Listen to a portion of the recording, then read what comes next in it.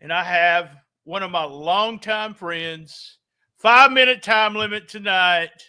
That's right. I'm only giving him five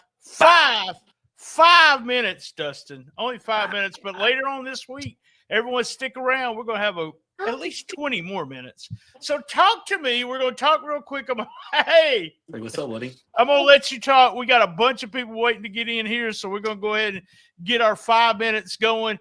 So talk to me about how important it was for you to get somebody on this WWE ID. And you can talk about what the ID is, but mainly the importance of getting somebody ID'd. Man, it's Giving Tuesday today, the International Day of Giving. I've been on set all day, came home, took the powder off my face just to come on here for you to ask me about WWE ID. And man, it was absolutely awesome. I do feel like that it was necessary for somebody to get signed. If we are what we say we are and we are what they say we are, WWE, any of the feedback that I've got from them, it felt like that either we had to be selected as a WWE ID training center or we at least had to have somebody signed out of our roster. Is that something that could happen, still happen, to be a training center? Because we did notice, you mentioned this on one of your other podcast appearances, but it's only the WWE legends, pretty much that are getting those. Yeah. Well, yeah, that's because there's a level of trust and respect and everything with those guys. Cody, Seth Rollins, Rikishi, who else? Booker T.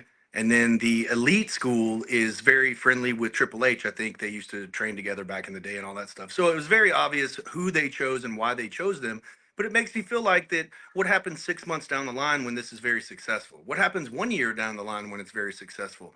And also, if we're never part of the WWE ID training center or anything like that, I mean, we're still going to be a place where they want to send their talent to wrestle on TV. Very similar to back in the day with Memphis Wrestling and the developmental contract. They would send guys here to live in Memphis and to work on our television program.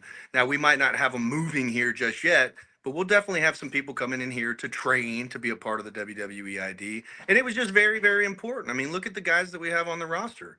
The one that they signed is 6'4", 420 pounds, 23 years old. Aaron Roberts, he's a second-generation wrestler, possibly even a third-generation wrestler. Third generation. He's a third generation. Yep. This dude's mom and dad both wrestled. Their family wrestled.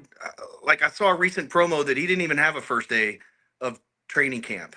Like, he grew up in the world of professional wrestling. And then also for him to be the one that signed Aaron Roberts, who is, by the way, the current reigning defending Memphis Heritage champion, also the only Grand Slam winner that we've ever had, it seems like we're doing something right. So, yeah, it was important for somebody to get that contract. And we talked about this on Shooting Star before, how you getting and having the Wrestle Center as first class, and we, I try to not look at any of the bad things that people say, but we've said this before on conversations with just me and you on the phone, which no, me and Dustin don't talk every day. I'm not his, well, okay, I am his boy, but go ahead. We're boys. The idea that why would you, and I'm going to talk more about this tomorrow, or when we record, why would you want to go anywhere else if you're a wrestler in Memphis? Well, the only reason you want to go somewhere else is because you can't come to us. And anybody that's in the professional wrestling business that's within a 150 to 200 to 300 mile radius of us, if you are talking smack about the show, it's just for the simple fact that you're not on it. There's nothing bad to say about the show. The show is actually good. It's entertaining. The roster is absolutely loaded. Our feature attractions are off the chain. Dude, we've got Joe Hendry coming. You know what I mean? Like, we've got Joe Hendry coming with AJ Francis and Buff Bagwell all on the same show. We just had Tony Atlas and we had Tugboat here. You know what I mean? Like, it is literally the who's who. And in Facebook, the last 28 days, we've reached 2 million people, BT. And on YouTube in the last 28 days, we've had over 1 million views. So you tell me why somebody wouldn't want to come work for Memphis Wrestling, other than the simple fact that they can't, because we don't want them. Well, they got heat with me or you. So that's right. The first thing. You can't have heat with me or you. You right. won't be able to work there.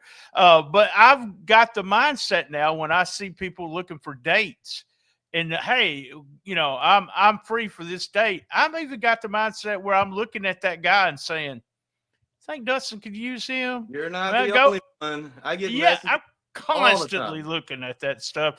And if they provide a YouTube link or something, I'll go and I'll look at them and decide whether, you know, that's something that whether you all could use them in one place or not. What gets me is we have these people coming in and out where, and you know, this does not matter whether you win or lose, and they lose a lot of matches and then they just leave. You don't see them again. That's ridiculous because there's a structure to every show. There's these characters that come in, and whether they're the first match, the last match, the middle match, just a promo. I'll use Reverend Ash Taylor as an example. Reverend Ash Taylor and the Righteous Path, the music plays, the church music plays. Man, Dustin, I hate to do this to And you, you can put him but anywhere on your the show. time 5 minutes is up. is Oh, up. yeah.